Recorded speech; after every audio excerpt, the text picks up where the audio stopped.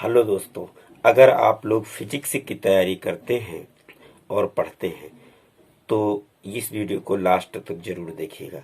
कम से कम एक क्वेश्चन इस टॉपिक से आपका कंप्लीट हो जाएगा। सबसे पहले आज आप लोगों को हम बता रहे हैं कि उत्तोलक क्या होता है, लीवर जिसको कहते हैं।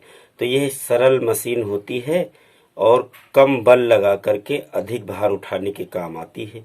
जैसे कोई स्टिक होती है, छड़ी होती है, बीच में टेक लगा देते हैं, एक कार्नर से वेट उठाते हैं और दूसरे कार्नर पर फोर्स अप्लाई करते हैं।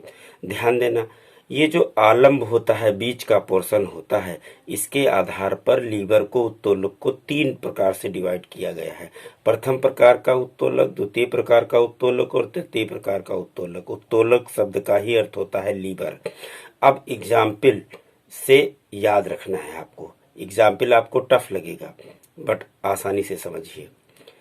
कैंची प्रथम प्रकार के में होता है, तो कैंची जब प्रथम प्रकार में होता है तो बीच में आलंब होता है, एक कार्नर पर क्या होता है, भार होता है, वेट होता है और एक कार्नर पर फोर्स लगाते हैं।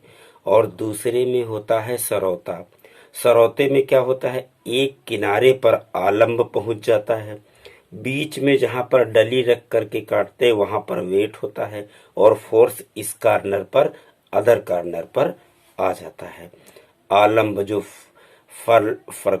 फलक्रम होता है उसे आलंब कहते हैं। आलंब ही डिस्प्लेस्ड होता है, बदलता है।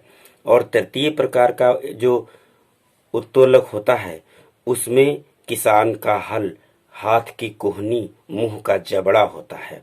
ध्यान देना, या चिमटा भी होता है।